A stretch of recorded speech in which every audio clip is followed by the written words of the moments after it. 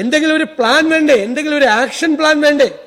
നിങ്ങൾ ഈ 2022 ഞങ്ങൾ ഇത് ആദ്യമായി അവതരിപ്പിച്ചതിന് ശേഷം എന്തെങ്കിലും ഒരു സോഷ്യൽ പ്ലാൻ നിങ്ങളുടെ കയ്യിലുണ്ടോ? ഒരു എൻഫോഴ്സ്മെന്റ് പ്ലാൻ നിങ്ങളുടെ കയ്യിലുണ്ടോ? നിങ്ങൾ കഴിഞ്ഞ പ്രാവശ്യം ഒന്നും പറഞ്ഞില്ല. കഴിഞ്ഞ ദിവസം ഇത് കൊണ്ടുവന്നപ്പോൾ നിങ്ങൾ ഇതിനെ നേരിടാൻ എന്ത് ചെയ്യാൻ പോകുന്നു എന്ന് നിങ്ങളുടെ കയ്യിലൊന്നുമില്ല. ഞാൻ നിങ്ങളോട് പറയുന്നു, നിങ്ങൾ 2 IG-മാരെ ചുമതലപ്പെടുത്തും. വളരെ റെസ്പോൺസിബിൾ ആയിട്ടുള്ള, കമ്മിറ്റഡ് ആയിട്ടുള്ള 2 ഉദ്യോഗസ്ഥന്മാരെ നിങ്ങൾ ചുമതലപ്പെടുത്തി 2 റീജിയൻ കൊടുക്ക്. സദേൺ റീജിയനും നോർത്തേൺ റീജിയനും. അവർക്ക് ഫ്രീ ഹാൻഡ് കൊടുക്ക്. അവർക്ക് ഇൻഡിപെൻഡന്റ് ആയിട്ട് ഇത് ഇൻവെസ്റ്റിഗേഷനുള്ള അവസരം കൊടുക്ക്. എന്നിട്ട് പിടിക്കുന്ന ഒരു 25 കേസ് നിങ്ങൾ പിടിക്കുന്നുണ്ടല്ലോ, പിടിച്ചാൽ അത് എവിടെ നിന്നാണ് വരുന്നത്? ആരാണ് ആ നെറ്റ്വർക്കിലുള്ളത്? ഈ കണ്ണി ഏതാണ്? കണക്ഷൻ ഉണ്ടല്ലോ.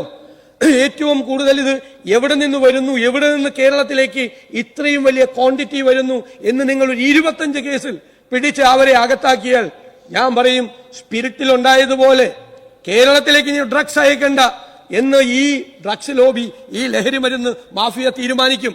അങ്ങനെ ഒരു നടപടി നിങ്ങളുടെ ഭാഗത്തുനിന്ന് ഉണ്ടായില്ല. ഞങ്ങൾ സമ്മർദ്ദം ചെലുത്തണ്ടേ? ഗവൺമെന്റ് അല്ലേ, പ്രതിപക്ഷത്തിന് ചെയ്യാൻ പറ്റുമോ? ഇത് ഗവൺമെന്റിലെ ചെയ്യാൻ പറ്റുള്ളൂ. അതുകൊണ്ടാണ് ശ്രീ രമേശ് ചെന്നിത്തല അങ്ങയുടെ നേരെ ചൂണ്ടുവിരൽ ഉയർത്തിയത്. അങ്ങ് ആഭ്യന്തര വകുപ്പിന്റെ ചുമതലയുള്ള കേരളത്തിന്റെ മുഖ്യമന്ത്രിയാണ്. പോലീസ് അങ്ങയുടെ കീഴിലാണ്. 2 ഫോഴ്സ്, എക്സൈസ് ഉണ്ട്. ഇത് എൻഫോഴ്സ്മെന്റ് നടത്തേണ്ട ആളുകളാണ്. അവര് പാട്ടും പാടി ബോധവൽക്കരണത്തിനെതിരായിട്ടല്ല ഞാൻ പറഞ്ഞത്. അവരുടെ ജോലി അതല്ല. അത് നിങ്ങൾ വേറെ ഏതെങ്കിലും ഡിപ്പാർട്ട്മെന്റിനെ, വിദ്യാഭ്യാസ വകുപ്പിനെയോ സാമൂഹ്യക്ഷേമ വകുപ്പിനെയോ വേറെ ആരെങ്കിലും ഏൽപ്പിക്ക്, അല്ലെങ്കിൽ വേറെ എന്തെങ്കിലും സംവിധാനം ഉണ്ടാക്ക്.